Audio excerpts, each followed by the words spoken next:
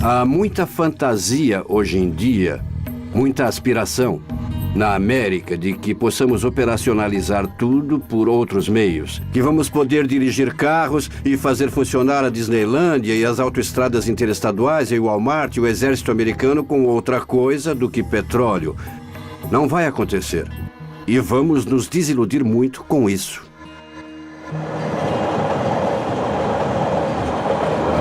Vamos desenvolver alternativas para os combustíveis fósseis, mas muitos peritos acham que nunca desenvolveremos substitutos. O petróleo é simplesmente mais potente e custa menos para produzir do que qualquer outra fonte de energia, pelo menos em um futuro previsível.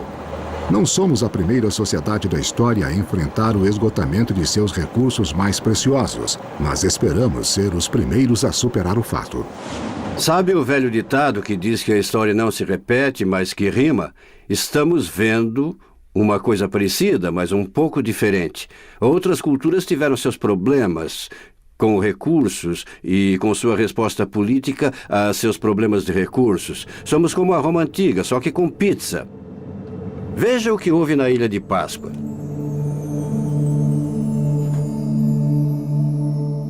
Foram uma cultura polinésia em uma ilha remota do Pacífico. Se formos lá agora, vamos ver uma ilha sem árvores, povoada de estátuas gigantes erguidas pelos habitantes. Mas a ilha não foi sempre árida. Era coberta de árvores e as árvores eram para os habitantes o que o petróleo é para nós hoje. O principal recurso. Usavam árvores para todas as necessidades diárias importantes e a população cresceu até estimadas 20 mil pessoas no auge de sua cultura. E num piscar de olhos não havia mais um pedaço de madeira e a população começou a declinar e ficaram desesperados. Há muitas evidências de que recorreram até ao canibalismo na fase final de seu colapso e começaram a fazer os imensos monumentos. Pode ter sido uma tentativa de apaziguar os deuses para que devolvessem alguns recursos. Podemos afirmar quase que categoricamente, quanto mais medo uma sociedade tem, quanto mais desesperada e economicamente estressada, mais ilusório fica seu pensamento.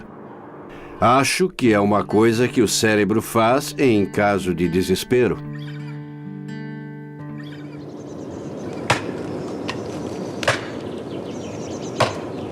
Um mundo sem combustível fóssil seria escuro e difícil.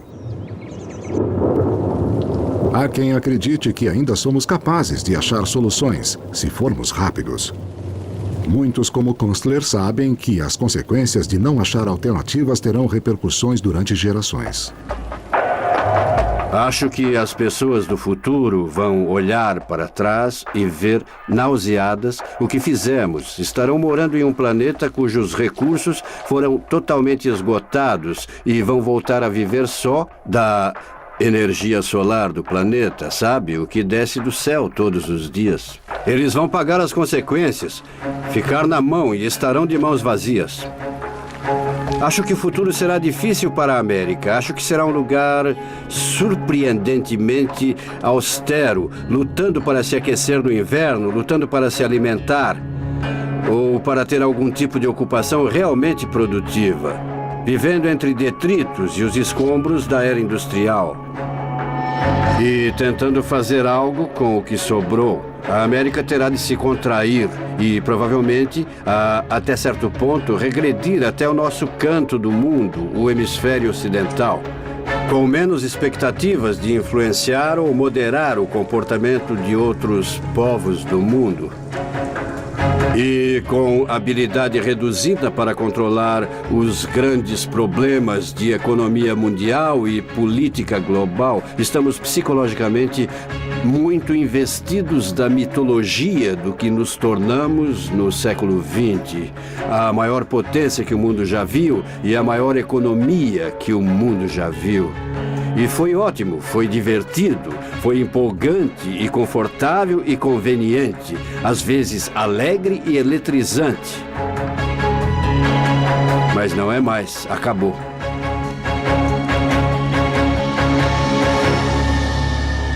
James Kunstler está convencido de que nada pode evitar o pico do petróleo.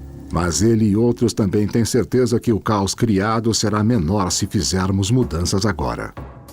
Para mim, a coisa mais importante é estimular e liberar a produção local de alimentos, fazer alguma coisa para ajudar as pessoas a obter comida onde vivem. Mas como você cultiva seus alimentos morando num apartamento? Já está acontecendo no mundo inteiro. Há jardins de cobertura, jardineiras, há lotes vagos e áreas metropolitanas convertidas em campo de cultivo para a comunidade. É suficiente? Ao menos é suficiente para alimentar mais pessoas sem alternativa. Não tenho receitas mágicas para fazer as pessoas viverem como vivem hoje. Comecei como policial. Meu dever é salvar o máximo de vidas. A situação é de priorizar emergências. Quando ouço vocês, de certa forma, vocês ficam em escala sempre humana. Por exemplo, falta de água, colapso econômico, falta de petróleo. Os problemas transcendem praticamente os humanos. Vejo que este século trará tecnologias que vão gerar máquinas tremendamente inteligentes, máquinas que poderiam contribuir com algumas soluções, mas é uma faca de dois gumes. As máquinas que a humanidade pode construir serão tão complicadas que não as entenderemos e, portanto, não poderemos prever como é que vão se comportar conosco. Talvez se tornem pouco amigáveis. Estima-se que isso ocorra nos anos 2040. Muita gente que está vendo o programa hoje vai estar viva quando isso acontecer. Algumas das maiores ameaças para o futuro da América são o colapso econômico, a carência e a contaminação da água e o esgotamento do petróleo. Conhecemos cada um desses males, mas um deles pode sobressair aos outros, porque tem o potencial de varrer a humanidade da face da Terra. O professor Hugo de Gales nasceu em 1947 em Sydney, Austrália, e desenha inteligência artificial.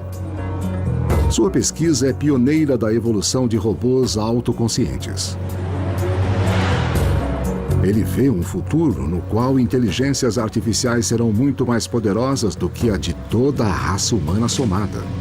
É só questão de tempo agora até que a humanidade construa cérebros artificiais muito mais inteligentes do que os humanos. Então é um grande problema que acho que vai eclipsar qualquer outro problema humano do século. Eu chamo isso de domínio da espécie. Tecnologia.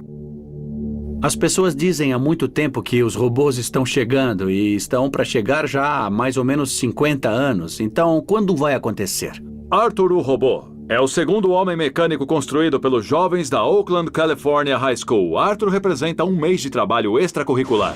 Muitos já ouviram falar da lei de Moore.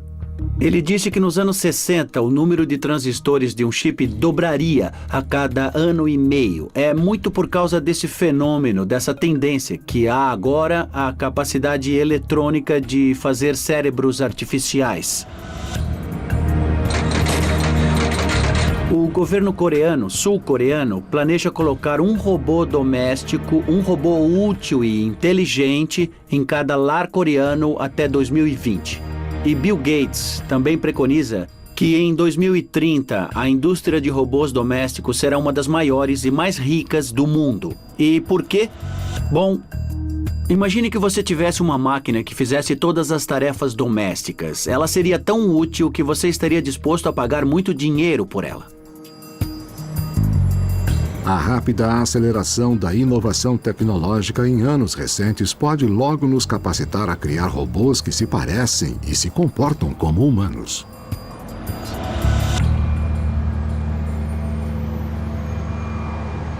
Então, imagine que nos anos 2020 você receba um telefonema do seu vizinho e ele diz: "Ei, venha pra cá para conhecer o meu novo robô."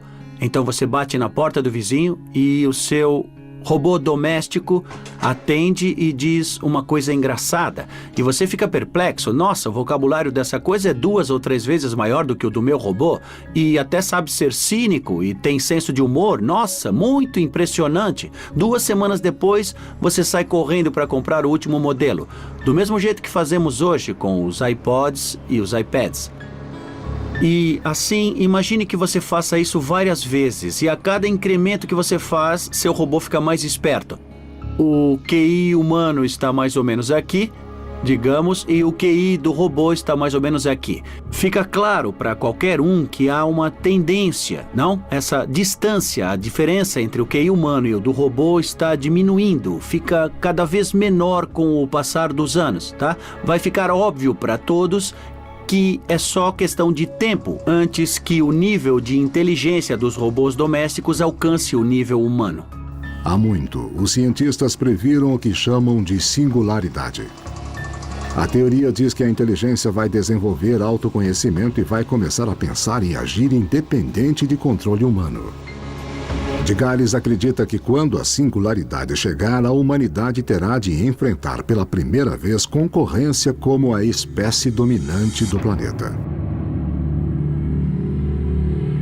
A ideia de espécie dominante parece ficção científica para muita gente, porque as máquinas de hoje não são inteligentes. Mas, como eu mesmo faço esses cérebros, eu sei que há milhares de pessoas trabalhando no problema de fazer inteligência artificial, no progresso da neurociência, em supercomputadores que já têm capacidade de processamento igual ao do cérebro humano. Se pusermos todos esses fatores juntos, vamos ter uma aproximação muito real de espécie dominante. Faça a analogia com os anos 30. Havia físicos nucleares dizendo que ia chegar uma bomba e todos os ridicularizavam. Uma bomba, uma cidade, doidice, não é? Mas aconteceu apenas 12 anos após a primeira predição.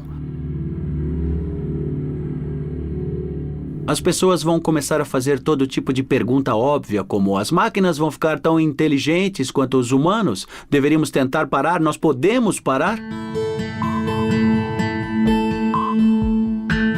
Se Bill Gates estiver certo em dizer que nos anos 2030 a indústria de robôs domésticos vai valer literalmente trilhões de dólares, tá? Será uma grande força econômica. Como se para isso? E vai haver grande força militar, porque no período de que falamos, os anos 2030, provavelmente essa será a realidade política da época. Penso que vai haver grande rivalidade global entre os Estados Unidos e a China. Imagine ser um ministro da defesa. Você não vai se dar ao luxo de deixar que o outro desenvolva sistemas que, por sua vez, vão criar mais sistemas militares e soldados robôs mais inteligentes do que os seus. Mesmo se a população ficar realmente alarmada, os argumentos da segurança nacional vão garantir esse desenvolvimento.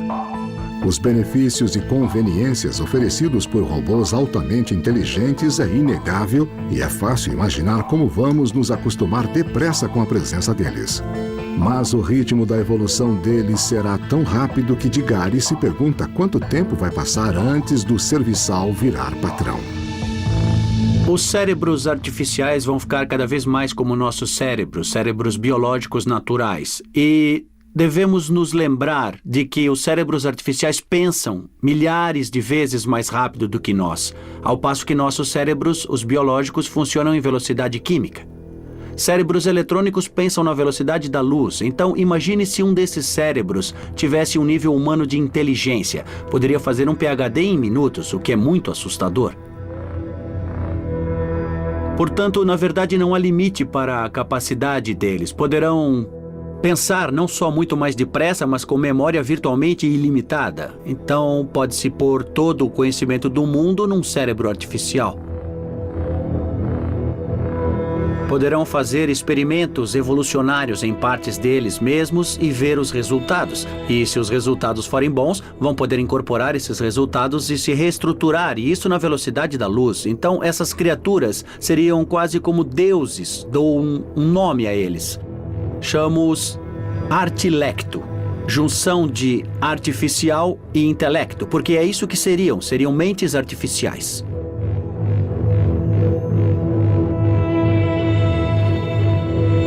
O potencial dessas máquinas é enormemente maior do que o nosso como humanos. É possível que, em formas muito avançadas, eles decidam por qualquer razão, talvez por razões que não venhamos a entender como humanos, podem decidir que os seres humanos são inferiores a eles e nos tratar como uma praga.